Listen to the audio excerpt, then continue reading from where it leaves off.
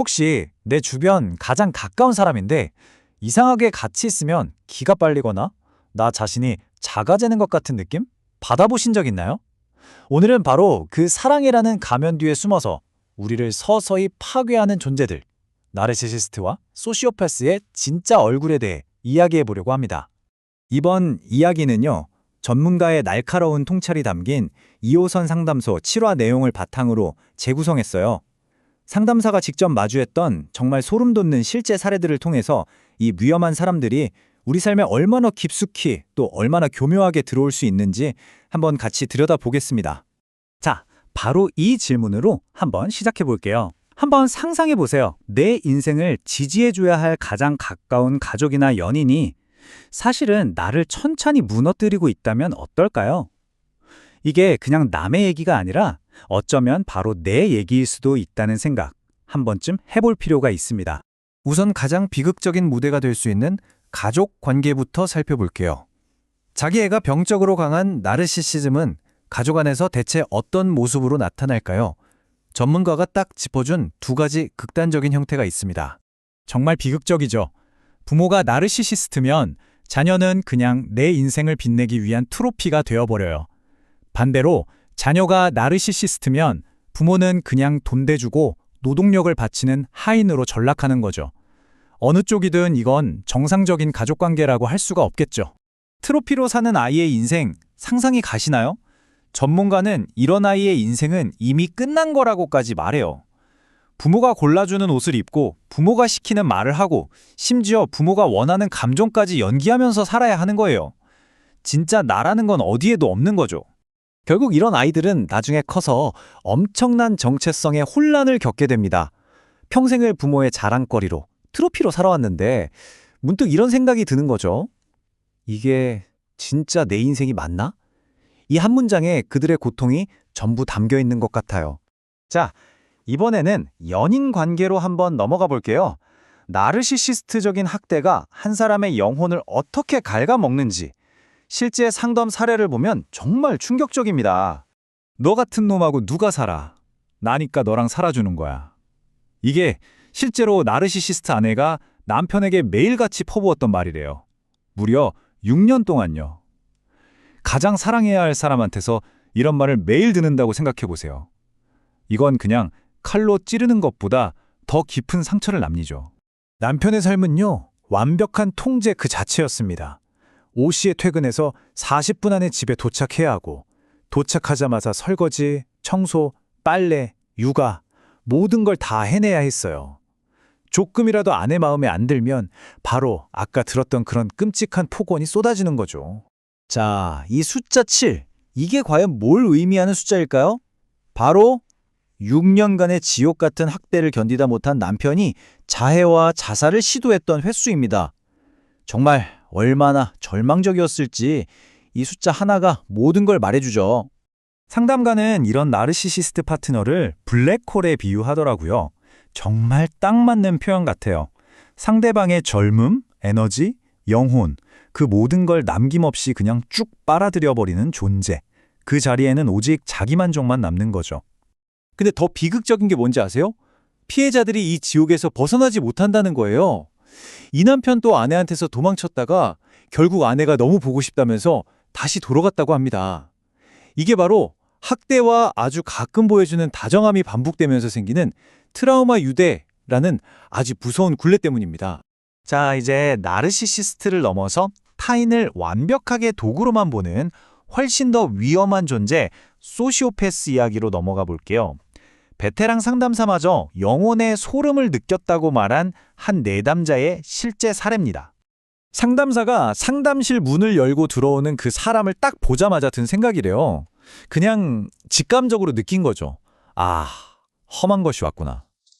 눈빛만으로도 상대를 압도하고 모든 걸 꿰뚫어보는 듯한 그런 기운을 풍겼다고 합니다. 자리에 앉자마자 그 사람이 뱉은 첫 마디예요.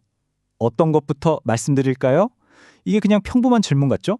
아니에요. 이건 이 대화의 주도권은 내가 갖겠다는 선전포고였습니다.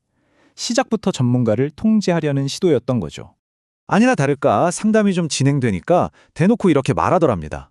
당신은 나를 못 고쳐요. 이건 자기가 어떤 사람인지 너무 잘 알고 있고 바뀔 생각도 전혀 없다는 걸 그냥 선언해 버린 거예요. 도움을 구하러 온 게 아니라 사실상 경고를 하러 온 거죠. 딱 3번의 상담. 그 후에 상담사가 내린 평가는 정말 간결하고도 무서웠습니다. 첫째, 이 사람은 IQ가 극도로 높다. 둘째, 그 머리를 써서 원하는 건 뭐든지 손에 넣을 사람이다. 그리고 마지막 셋째, 이 사람은 곧 감옥에 갈 것이다. 정말 소름 돋는 예언이죠. 자, 지금까지 여러 사례들을 통해서 나르시시스트와 소시오패스가 얼마나 위험할 수 있는지 살펴봤습니다. 그럼 이제 가장 중요한 질문이 남았죠. 이런 사람들로부터 어떻게 우리 자신을 지켜낼 수 있을까요? 우리가 꼭 기억해야 할 위험 신호들입니다. 만약 내가 누군가의 트로피나 하인처럼 느껴진다면, 상대방이 끊임없이 나를 깎아내려서 자존감이 바닥을 친다면, 또 감정적으로나 경제적으로 계속 소진되고 있다면, 그리고 뭔가 섬뜩할 정도로 교묘하게 나를 조종하는 지능이 느껴진다면, 전문가들은 딱 한마디 합니다. 무조건, 단호하게 그 관계에서 빠져나오라고요. 마지막으로 여러분께 이 질문을 꼭 드리고 싶습니다. 지금 당신은 정말 당신의 삶을 살고 있나요? 아니면 혹시 누군가의 욕망을 채워주기 위한 삶을 살고 있지는 않나요? 이 질문에 대한 답을 스스로 찾아보시면서 여러분 삶의 진짜 주도권을 되찾으시길 진심으로 바라겠습니다. 여러분 혹시 가면 뒤에 숨은 포식자라고 들어보셨나요? 오늘은 바로 우리 옆에 정말 가까이에 있을지도 모르는 나르시시스트와 소시오패스에 대한 이야기인데요. 실제 사례들을 통해서 그 가면을 한번 벗겨보려고 합니다. 이게 무슨 영화에나 나올 법한 얘기라고 생각하실 수도 있는데 절대 아니에요. 바로 우리 집, 아니면 정말 가까운 관계 안에서 이 사람들이 얼마나 교묘하게 숨어 있는지 지금부터 실제 사례로 한번 들어가 볼게요. 첫 번째 사례는요, 이 사랑이라는 이름으로 통제가 이루어지는 부모-자식 관계에 대한 겁니다. 특히 트로피 차일드라는 아주 비극적인 개념에 초점을 맞춰볼 거예요. 그러니까 나르시시스트 부모한테 자식은요, 그냥 독립된 인격체가 아닌 거예요. 세상을 향해서 나 이렇게 잘났어 하고 보여주기 위한 살아있는 트로피, 그 이상도 이하도 아니라는 거죠. 보세요. 결국 아이의 정체성은 완전히 사라져버리는 거예요. 입는 옷, 하는 말, 심지어는 느끼는 감정까지 전부 엄마가 원하는 대로, 말 그대로 엄마가 원하는 인재를 사는 거죠. 이건 진짜 이 끔찍한 관계의 핵심인데, 아이는 뭐랄까 부모의 아바타가 되어버리는 겁니다. 원본 자료에 이런 말이 나와요. 그 아이의 인생은 이미 다 끝난 겁니다. 평생 트로피로 사는 거예요. 이 한마디가 정말 이 관계가 아이한테 얼마나 파괴적인지, 그리고 평생 어떤 영향을 미치는지 너무나 명확하게 보여주죠. 자, 그럼 이런 파괴적인 패턴이 연인 관계에서는 또 어떻게 나타날까요? 다음 사례를 보시면요, 이 교묘한 조종이 어떻게 사람을 절대 벗어날 수 없는 굴레에 가두는지 알 수 있을 겁니다. 이번 사례는 나르시시스트 아내한테 완전히 통제당한 남편의 이야기인데요. 아내가 쓰는 수법이 정말 기가 막힙니다. 당신 없으면 안 돼 라고 했다가 바로 다음 순간에 너 같은 놈하고 누가 사냐고 비난하는 거죠. 이런 식으로 칭찬과 폄하를 반복하면서 남편을 감정의 롤러코스터에 태워버린 겁니다. 상황이 이렇습니다. 남편은 매일 오후 5시 40분까지 정말 칼같이 집에 와야 했어요. 그리고 집에 오자마자 설거지, 청소, 빨래, 애들 보는 것까지 모든 집안일을 다 해야 했죠. 근데 만약에 아내 마음에 조금이라도 안 든다? 그럼 바로 끔찍한 언어폭력이 쏟아지는 거예요. 이런 패턴이 무려 6년 동안이나 반복됐다고 합니다. 그리고 그 결과가 바로 이 숫자입니다. 7. 이게 뭐냐면요, 남편이 그 고통 속에서 자해나 자살을 시도했던 횟수예요.